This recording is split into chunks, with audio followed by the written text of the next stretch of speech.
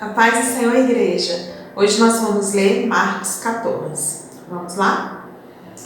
2 dias depois, começava a festa da Páscoa, um dia santo judaico anual, quando não se comia pão feito com fermento.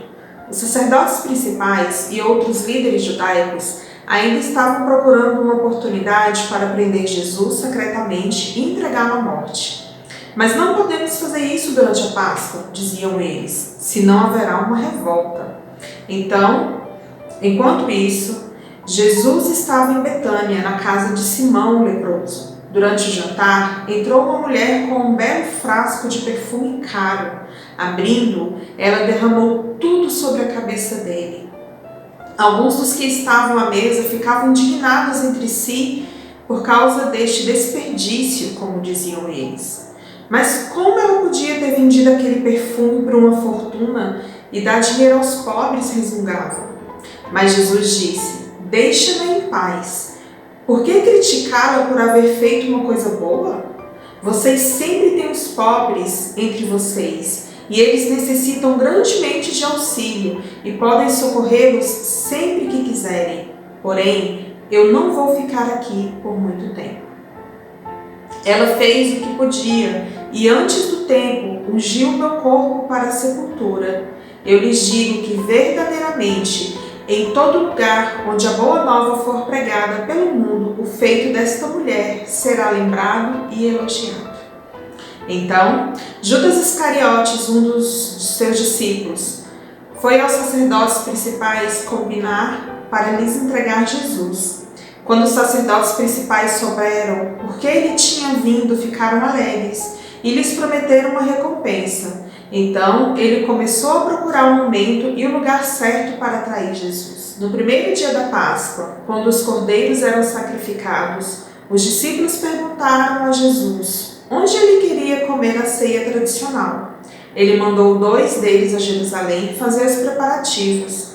Quando estiverem andando para lá, disseram-lhe ele: vocês verão um homem que vem em sua direção carregando uma vasilha de água. Vão atrás dele.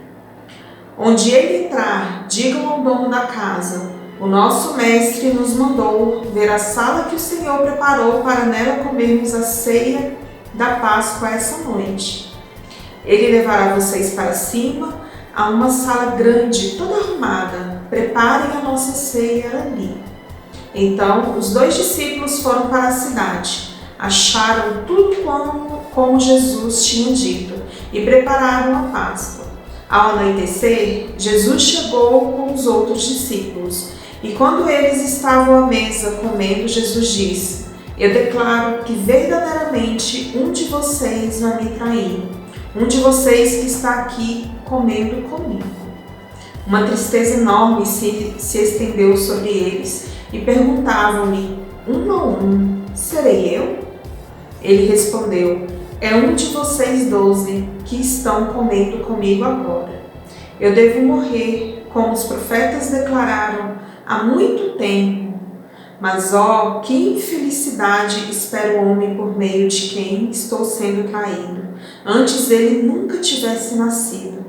Enquanto eles estavam comendo, Jesus tomou o pão e pediu a bênção de Deus sobre ele. Depois partiu em pedaços e deu a eles e disse: comam, isso é o meu corpo. Depois tomou um cálice de vinho, deu por ele graças a Deus e lhes ofereceu. Todos beberam dele. Em seguida lhes disse: isto é o meu sangue derramado a favor de muitos, para firmar o novo pacto entre Deus e o homem. Declaro verdadeiramente que nunca mais provarei vinho até o dia em que beber de qualidade muito melhor do reino de Deus. Então eles cantaram um hino e saíram para o Monte das Oliveiras. Todos vocês vão me abandonar, disse-lhes Jesus, porque Deus declarou por meio dos profetas: eu matarei o pastor e as ovelhas se dispersarão. Mas depois que eu ressuscitar, irei para a Galileia e lá me encontrarei com vocês. Pedro disse a ele: eu nunca o abandonarei, não importa o que os outros façam. Pedro, disse Jesus, antes que o galo cante a 2ª vez essa madrugada, você me negará 3 vezes. Não, explodiu Pedro, nem que eu tenha que morrer com o Senhor, eu nunca o negarei. E todos juraram o mesmo. Nisso, eles chegaram a um bosque de oliveiras chamado o Jardim de Getsemane, e ele ordenou aos discípulos: sentem-se aqui enquanto eu vou orar. Levou consigo Pedro, Tiago e João, e começou a encher-se de profunda aflição e angústia. Disse-lhe: minha alma está esmagada pela tristeza a ponto de morrer. Fiquem aqui e vigiem comigo. Ele foi um pouco adiante, caiu em terra e orou, que se fosse possível, a hora horrível que o esperasse não chegasse. Pai, ó Pai, dizia ele, tudo é possível para o Senhor, afaste esse cálice de mim. Contudo, eu quero a sua vontade e não a minha. Então voltou aos 3 discípulos e os encontrou dormindo. Simão, disse ele, dormindo? Você não pode vigiar comigo nem mesmo 1 hora? Vigiem comigo e orem, para que o tentador não domine vocês. Pois embora o espírito esteja preparado, o corpo é fraco. Ele retirou-se outra vez e orou, repetindo suas súplicas. Novamente voltou a eles e os encontrou dormindo, porque estavam muito cansados, nem sabiam o que dizer. Na terceira vez, enquanto ele voltou a eles, disse: vocês ainda dormem e descansam? Mas não, vejam, eu vou ser entregue nas mãos dos perversos. Venham, levantem-se, precisamos ir agora. Vejam, meu traidor se aproxima. Imediatamente, enquanto ele ainda estava falando, Judas, um dos seus discípulos, chegou com uma multidão armada de espadas e cacetes, enviada pelos sacerdotes principais e outros líderes judaicos. O traidor Judas havia combinado com eles um sinal: vocês devem prender aquele a quem eu beijar. Procurem levá-lo bem seguro. Portanto, logo que chegaram, ele caminhou para Jesus. Mestre, exclamou, e o cumprimentou com um beijo. Então a multidão prendeu Jesus e o amarrou bem. Mas alguém puxou uma espada e feriu o servo do supremo sacerdote, cortando-lhe a orelha. Jesus lhes perguntou: eu sou algum assaltante perigoso para que vocês venham assim armados para me prender? Por que não me prenderam no templo? Estive lá ensinando todos os dias, porém essas coisas estão acontecendo para cumprir as profecias a respeito de mim. Enquanto isso, todos os seus discípulos tinham fugido. Havia, contudo, um jovem seguindo atrás deles, vestido apenas com uma camisola de linho. Quando a multidão tentou agarrá-lo, ele escapou, embora suas roupas se rasgassem durante a luta, de modo que ele fugiu completamente nu. Jesus foi conduzido à casa do supremo sacerdote, onde todos os sacerdotes principais e os outros líderes judaicos se reuniram logo.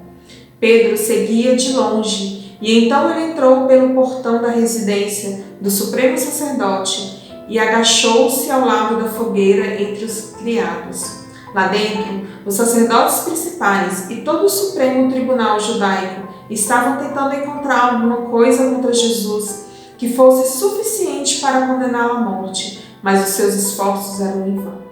Versículo 56. Muitas falsas testemunhas se apresentaram, porém se contradiziam umas às outras. Finalmente, uns homens se levantaram para mentir contra ele e disseram: nós o ouvimos dizer: eu destruirei esse templo feito por mãos humanas, e em 3 dias construirei outro feito por mãos não humanas. Mas mesmo nessa hora, eles não conseguiram que suas histórias coincidissem.